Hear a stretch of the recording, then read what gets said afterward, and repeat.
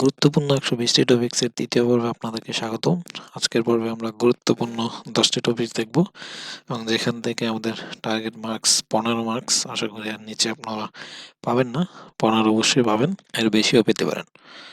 তো আজকের পর্বে গুরুত্বপূর্ণ 10টি টপিক দেখব। আর আগের যে পর্ব দুটো ছিল সেই দুটো পর্বতে মোটামুটি 50+ কমন পাওয়ার মতো একটা শর্ট যে গুরুত্বপূর্ণ ১২০টি টপিকস দিয়েছিলাম। তো সেই ২টা পর্ব আপনারা যদি দেখে না থাকেন দেখে নিয়ে আসতে পারেন, কারণ ওই ২টা পর্ব বেশি বেশি গুরুত্বপূর্ণ টপিকসগুলো এখানে আছে। গুরুত্বপূর্ণ প্রায় 50+ আপনারা কমন পাবেন এখান থেকে, আশা করা যায় আরও বেশি কমন পেতে পারেন। তো এই ২টা পর্ব প্লাস এটা পর্ব মোটামুটি হিসাব করলে এখান থেকে প্রায় 65 থেকে 70 মার্কসের যে ডিফারেন্স, সেই মার্কস আপনারা আশা করি ক্যারি করতে পারবেন। আমরা যেহেতু 46তম বিসিএস প্রিলিমিনারি, তার জন্য আপনাদের জন্য এই আয়োজন। আপনাদের গুরুত্বপূর্ণ টপিকসের বেশি প্রতি আগ্রহ খুবই বেশি দেখলাম। তো তার জন্য ৩য় পর্বে চলেন আজকের পর্বটা শুরু করি।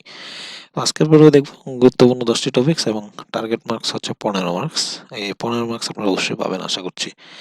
তো প্রথম যে টপিকস সেটা হচ্ছে কম্পিউটার নম্বর ব্যবস্থা, এবং সেখান থেকে প্রতিটা বিসিএসে মোটামুটি 1 মার্কস এসে থাকে সর্বনিম্ন, এবং এর উপরে 2 মার্কসও থেকে থাকে।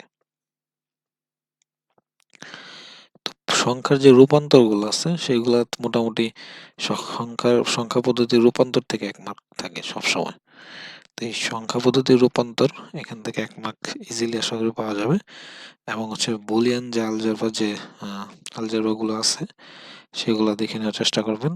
আর বাকি যে গেটগুলো আছে, মৌলিক গেট 3টা, অর গেট, এন্ড গেট এবং নট গেট, যে সার্বজনীন গেটগুলো আছে, NAND গেট, NOR গেট, বাকি যে গেটগুলো আছে সেগুলো একটু দেখে নেওয়ার চেষ্টা করবেন ছক সহ। আশা করছি এখান থেকে আপনারা মোটামুটি 1 মার্কস 1 থেকে 2 মার্ক ইজিলি কমন পেয়ে যাবেন। তো কম্পিউটার নম্বর ব্যবস্থা চ্যাপ্টারটা আপনারা আগে করে নেবেন ভালো করে বুঝে। তো মোটামুটি এখান থেকে আপনারা 1 থেকে 2 মার্ক আশা করি পেতে পারেন, তবে 1 মার্কস অবশ্যই পাবেন। তো দ্বিতীয় যে গুরুত্বপূর্ণ টপিকস সেটা হচ্ছে ইডিয়ম এন্ড ফ্রেজ। প্রতিটা ইডিয়ম এন্ড ফ্রেজ আসলে সব পরীক্ষার জন্য গুরুত্বপূর্ণ। ব্যাংক বলেন, বিসিএস বলেন, যে কোনো পরীক্ষার জন্য ইডিয়ম এন্ড ফ্রেজ অনেক অনেক গুরুত্বপূর্ণ।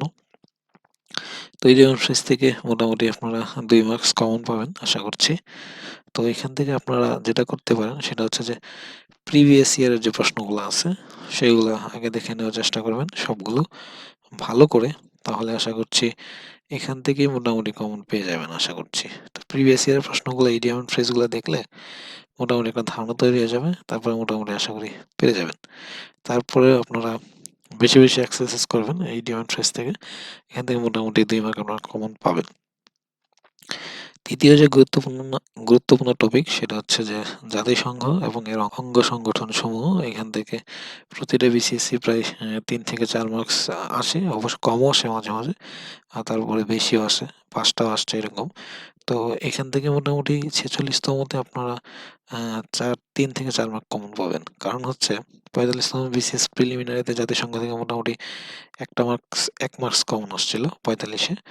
তো এর আগের বিসিএস গুলোতে একটু বেশি এসেছে, যার জন্য জাতিসংঘ এবং এর অঙ্গ সংগঠন যেগুলো আছে, জাতিসংঘের সাথে যে 5টা অঙ্গ সংগঠনের যে পরিষদগুলো আছে, সেগুলো আপনারা খুবই ভালো করে, এবং জাতিসংঘের যে ইতিহাস এবং কত সালে জাতিসংঘ দিবস এবং কত সালে জাতিসংঘ গঠন করা হয় এবং কয়টা দেশ ছিল শুরুতে, এবং যে সম্মেলনগুলো ছিল, ইয়েল্টা কনফারেন্স, তারপর হচ্ছে আপনার আটলান্টিক সনদ যেগুলো আছে সেগুলো সালসহ আপনারা ভালো করে জাতিসংঘ পুরোটাই ভালো করে পড়ার চেষ্টা করবেন। এখান থেকে মোটামুটি 3 থেকে 4 মার্কস আপনারা ইজিলি কমন পেয়ে যাবেন আশা করছি সামনের 46তম বিসিএস প্রিলিমিনারির জন্য। তারপরে যে গুরুত্বপূর্ণ টপিক সেটা হচ্ছে জাতি, গোষ্ঠী এবং হচ্ছে উপজাতি। উপজাতি রিলেটেড প্রতিবারই একটা প্রশ্ন থেকে থাকে সচরাচর। তো উপজাতি রিলেটেড উপজাতি কয়টা, তারপর হচ্ছে উপজাতির যে কোন কোন উপজাতির ধর্ম কি, কোন কোন উপজাতি কোথায় বসবাস করে, এই জিনিসগুলো একটু বেশি বেশি দেখার চেষ্টা করুন। বিশেষ করে যে কারা কোথায় বসবাস করে, যেমন গারোরা ময়মনসিংহ অঞ্চলে, ময়মনসিংহ, শেরপুর যে অঞ্চলগুলো আছে সেগুলোতে বসবাস করে। তারপরে চাকমারা কোথায় বসবাস করে? বান্দরবন, রাঙ্গামাটি, ঠিক আছে? তারপর হচ্ছে খাসিয়ারা কোথায় বসবাস করে? ঠিক আছে? তারপরে মণিপুরীরা কোথায় বসবাস করে? সিলেট। তো যে তাদের বাসস্থান এবং হচ্ছে তাদের আহ, যে এই উপজাতি রিলেটেড যে ইনফরমেশন গুলো আছে সেগুলো দেখে নেওয়ার চেষ্টা করবেন, এবং উপজাতি যে ধর্ম, বাসস্থান এবং হচ্ছে তাদের যে ভাষা, এবং কিছু কিছু ইম্পর্টেন্ট ইনফরমেশন আপনারা চাইলে শর্ট করে ডাইজেস্ট থেকে পড়ে নিতে পারেন। আর এই আমাদের সংবিধানের 23-এর কথা আমাদের উপজাতি ক্ষুদ্র নৃগোষ্ঠী সম্পর্কে বলা আছে, সেটা একদম ভালো করে জেনে নেওয়ার চেষ্টা করবেন। তো এই ছিল জাতি, উপজাতি এবং গোষ্ঠী থেকে যেগুলো পড়ে নেবেন। এখান থেকে মোটামুটি 1 মার্কস আপনারা কমন পাবেন। তারপরে মেন্টাল এবিলিটি থেকে একটা প্রশ্ন নিচ্ছি। মেন্টাল এবিলিটি থেকে আমরা একটা টপিক দেখব, সেটা হচ্ছে রক্তের সম্পর্ক নির্ণয়। এখান থেকে প্রতিটা বিসিএস এ মোটামুটি 1 মার্কস কমন এসে থাকে। রক্তের সম্পর্ক নির্ণয়, কার সাথে কি সম্পর্ক, বিশেষ করে ৩টা প্রজন্ম, আপনার বাবা, দাদা, ঠিক আছে? এইভাবে যে প্রজন্মগুলো এবং সম্পর্ক বের কিভাবে করে সেটা আশা করি মোটামুটি সবাই ভালো পারবেন। তো সেটা দেখে নিন, এবং রক্তের সম্পর্ক নির্ণয় সেখান থেকে মোটামুটি 1 মার্কস কমন পাবেন। তো এটা ভালো করে দেখে নেওয়ার চেষ্টা করবেন। গুরুত্বপূর্ণ ১২০টি টপিকসের ৬ নম্বর টপিকস, সেটা হচ্ছে যে ঘড়ি সংক্রান্ত সমস্যা। এখান থেকে মোটামুটি ১ মার্কস প্রতি বিসিএস এ একটা কমন আসে। তো ঘড়ি সংক্রান্ত সমস্যাগুলো দেখে নেবেন, এবং যে সূত্র আছে ঘড়ির, যে কোণ নির্ণয় করার, যেমন এই যে 11m মাইনাস 60h ভাগ 2, এই যে সূত্র আছে সেটার মাধ্যমে কিভাবে ঘড়ির সমস্যার সমাধান করা যায় সেটা আমরা বিভিন্ন বই থেকে দেখে নেবেন। তো ঘড়ি সংক্রান্ত সমস্যা থেকে মোটামুটি 1 মার্কস কমন পাবেন আশা করছি। তারপরে সিরিজ সম্পন্নকরণ, এইটুকু দেখে নেবেন ভালো করে। এটার জন্য আপনার একটা কাজ করবেন, সেটা হচ্ছে যে প্রিভিয়াস ইয়ারের যে প্রশ্নগুলো আছে জাস্ট সেগুলো সলভ করেন। তাহলে মোটামুটি এই প্রশ্নগুলো একটা বেসিক আপনার দাঁড় হয়ে যাবে, এবং আশা করছি এখান থেকে পেরে যাবেন। তো মেন্টাল এবিলিটিতে ভালো করতে হলে আপনাকে অবশ্যই বিগত বছরের প্রশ্নের উপর জোর দিতে হবে। ৩৫ থেকে আপনার হচ্ছে ৩৫ থেকে মোটামুটি ৪৫তম বিসিএস প্রিলিমিনারি যে প্রশ্নগুলো আছে সেগুলা, এবং হচ্ছে যে ৩৫ থেকে আপনাদের ৪৪ রিটেন পর্যন্ত যে লিখিত প্রশ্ন সেগুলো যদি আপনারা শেষ করতে পারেন, মোটামুটি মেন্টাল এবিলিটিতে আপনারা ১২ থেকে ১৩ মার্কস ইজিলি কমন পেয়ে যাবেন, এবং হুবহু ওইখান থেকেই প্রশ্ন আসবে, এবং ওরকম না আসলে মোটামুটি ওই টাইপের কিছু প্রশ্ন আপনারা পেয়ে যাবেন। তো মেন্টাল এবিলিটির জন্য আপনার হচ্ছে বিগত বছরের প্রশ্নের উপর বেশি জোর দিবেন, তাহলে মেন্টাল এবিলিটি মোটামুটি কমন পাবেন। তারপরেও মেন্টাল এবিলিটি কিভাবে ভালো করা যায় সে সম্পর্কে একটা ভিডিও করার চেষ্টা করব। তারপর ৮ নম্বর টপিক, সেটা হচ্ছে সমান্তর এবং গুণোত্তর ধারা। ধারা থেকে প্রতি বিসিএস মোটামুটি 1 মার্কস কমন থাকে। তো ধারাটা খুবই ভালো করে পড়বেন। ধারার সমান্তর ধারা, গুণোত্তর ধারা, সমান্তর ধারার যে সূত্রগুলো আছে সেগুলা দেখে নেওয়ার চেষ্টা করবেন। প্লাস কিছু অঙ্ক প্র্যাকটিস করবেন, এবং গুণোত্তর ধারার যে সূত্রগুলো আছে সেগুলো দেখে নেওয়ার চেষ্টা করবেন, এবং সেখান থেকে অঙ্কগুলো করার চেষ্টা করবেন। এবং যেহেতু গুণোত্তর ধারা থেকে ৪৫তম বিসিএস প্রিলিমিনারিতে প্রশ্ন চলে আসছে, আশা করছি যে সমান্তর ধারাটা বেশি গুরুত্বপূর্ণ ৪৬তম বিসিএস প্রিলিমিনারির জন্য, এবং হচ্ছে অসীম ধারা যেটা, এই ২ টা ধারা খুবই ৪৬তম বিসিএস প্রিলিমিনারির জন্য গুরুত্বপূর্ণ। তো এই ২ টা ধারা আপনারা ভালো করে পড়ার চেষ্টা করবেন। আর বিগত বছরের প্রশ্নগুলো পড়বেন। আশা করছি এখান থেকে ১ মার্কস আপনারা ইজিলি কমন পেয়ে যাবেন।